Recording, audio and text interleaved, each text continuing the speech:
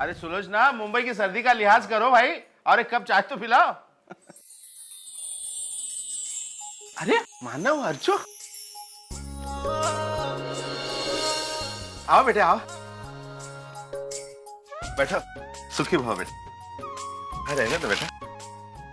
कैसा रहा तुम्हारा सफर? हाँ? और पूना की सर्दी क्या कहती है? बाबा बहुत अच्छा रहा हमारा सफर। अच्छा आई, मैंने सामान की लिस्ट दुकान वाले को दे दी है, वो शाम तक सामान पहुंचा देगा। मैं चलता हूँ। आज शाम को आई, मेहमानों के आने से पहले आ जाऊंगा। आई, घर में कोई फंक्शन है क्या? अरे आज वैशु का बर्थडे है ना, तो शाम को मैंने सबको खाने पे बुलाया है। मुझे कल तक याद था कि वैशु का बर्थडे, मैंने उसे फोन भी नहीं किया। मैं अभी फोन करती हूँ। हमारा फोन दीजिए।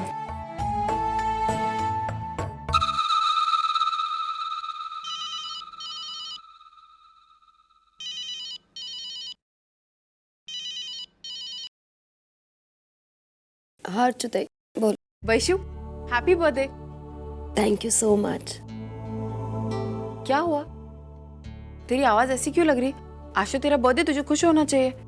नहीं, ऐसी कोई बात नहीं है। वैशु, मैं तुझे बचपन से जानती हूँ और तेरी आवाज सुनकर बता सकती हूँ कि तुझे कुछ हुआ है। अभी बता क्या हुआ है, जल्दी बता। कुछ नहीं ताई, धर्मेश यहाँ पे नहीं है और कल रात से मैं उनके फोन की राह देख रही हूँ। उन्होंने मुझे अभी तक विश भी नहीं किया। अरे बाबा, धर्मेश जी को पता है कि तेरा बर्थडे, ऐसा भी तो हो सकता है कि वो तुझे कोई सरप्राइज देना चाहते हो और शाम को तुझसे मिलने आ जाए। ये भी तो हो सकता है ना वैशु? तू ये सारी बातें छोड़ और यहाँ आ जा, वरना वहाँ अकेली रहेगी ना तो 10 बातें यही सोचती रहेगी। तू जल्दी से यहाँ आ जा। ठीक है, मैं वर्षुताई के साथ आती हूँ। आ जाओ। चलो बाय।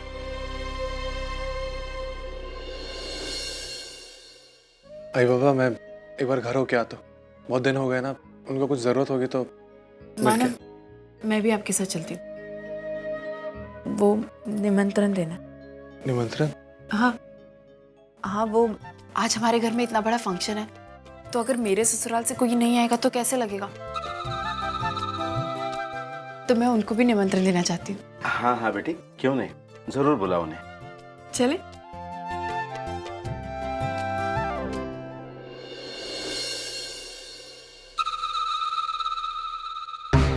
अरे वाह, मतलब जितने लोग बढ़ेंगे तमाशा उतना ही बड़ा होगा।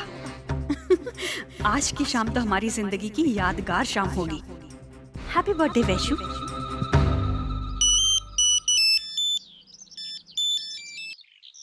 हेलो। आई नहीं बोलते। हाँ मुझे बहुत खुश लग रही है। हाँ खुश तो हूँ मैं। तुझे तो पता है ना कि जब भी उस अर्चु महारानी और मानव का बैंड बजता है ना, तो मुझे बड़ा मजा आता है। हाँ मैं जानती हूँ, लेकिन बात क्या हुई है? आई हुआ नहीं है, होने वाला है। एक बहुत बड़ा हंगामा होने वाला है। मंजू तू क्या बोल रही है? मेरे तो कुछ समझ में नहीं आ रहा है। आएगा आई, सब कुछ समझ में आएगा तुझे। बस तू एक काम कर, आज रात को वैशाली के बर्थडे सेलिब्रेशन में चली आना, तो तुझे सब कुछ समझ में आ जाएगा। उस अर्चु महारानी और मानव की बैंड बजेगी और हम दोनों खड़े होकर तालियां मारेंगे। चल अभी फोन रखती हूँ।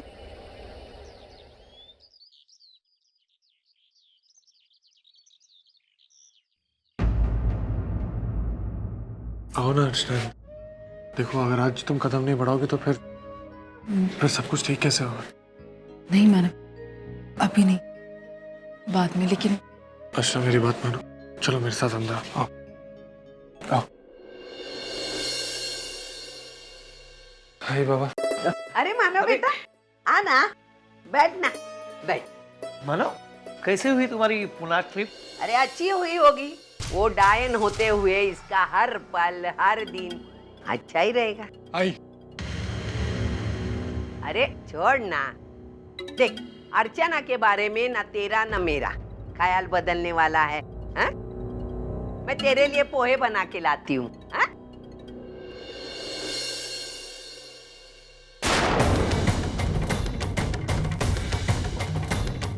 अच्छा, तभी मैं बोली मेरा बेटा बगैर बैसाखी हमारे घर कैसे आया। तुझे कहा था ना हमारे घर नहीं आने का, फिर क्यों आई है तू? आई अर्चना सचिन के लिए कुछ खिलौने खरीद के लाई, वो देना चाहती है।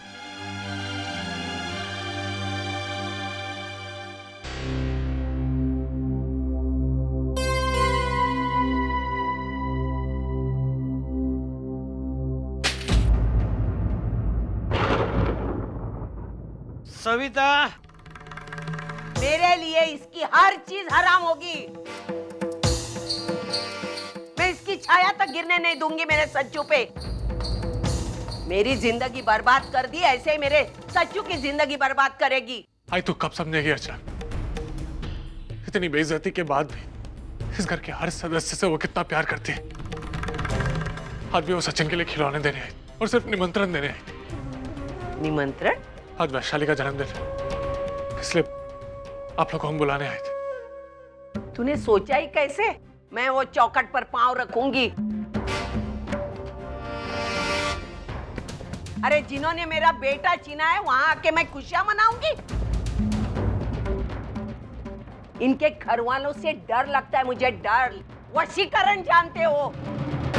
हर एक अच्छे घर का बच्चा छीनने का, उसको पालतू कुत्ते की तरह घर में पट्टा बांध के रखने का, दरवाजे पर खड़ा। नहीं आई, मानव उस घर के दामाद है, आप ऐसे कैसे? दामाद?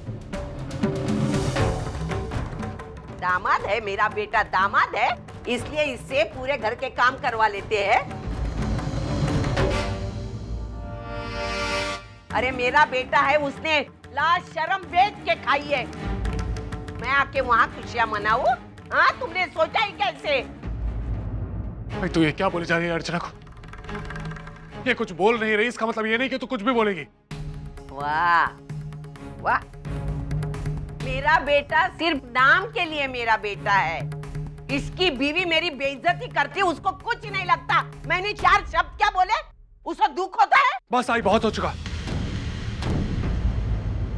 अगर तू चाहती है कि मेरा रिश्ता इस घर से बना रहे तो तुझे भी अर्चना की इज्जत करनी होगी। नहीं मानव, ऐसा मत कहिए। इस घर से रिश्ता नहीं तोड़ सकते आप, ये आपका घर है। ये नाटक मत कर। बड़ी आई सती सावित्री बनने, महान बनने का नाटक करती है और मेरे पीठ पीछे अपने पति को हमारे खिलाफ भड़काती है। अच्छा चलो यहाँ से, तुम्हें यहाँ लाकर मैंने बहुत बड़ी गलती की। मैं भूल गया था कि इस दुनिया की हर गलत चीज ठीक हो सकती है, लेकिन मेरी आई कभी बदल नहीं सकती। ठीक है, अर्चना ने तो कोशिश की थी दूरियां कम करने की, लेकिन अगर तू नहीं चाहती है तो हम जबरदस्ती नहीं करेंगे। हम चलते हैं। चलो अर्चना। मानो अर्चना, कोई आए ना आए, मैं तेरे घर जरूर आऊंगा।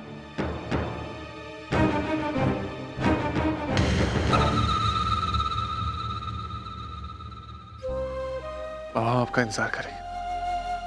चल तो।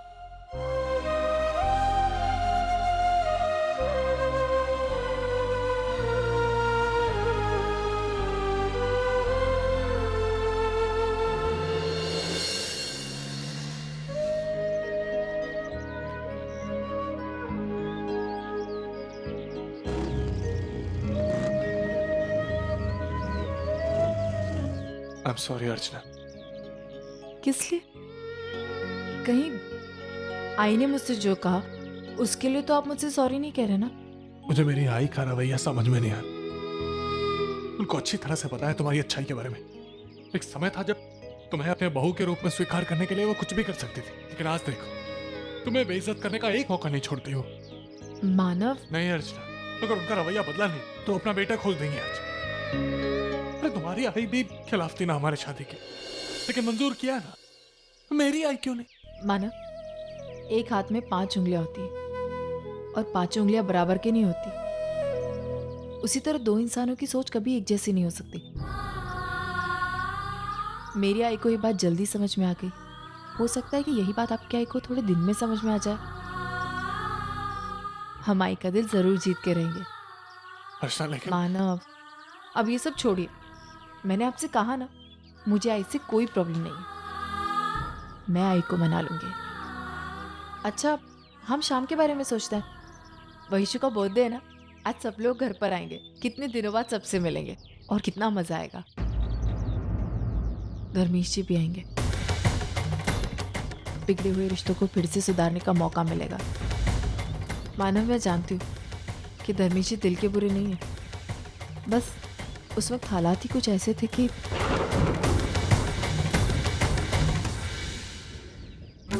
धर्मेश क्या है ये मुझसे बेहतर कौन जान सकता है अर्चना। बस मेरी प्रॉब्लम इतनी है कि मैं तुम्हें ये सच्चाई बता नहीं पा रहा।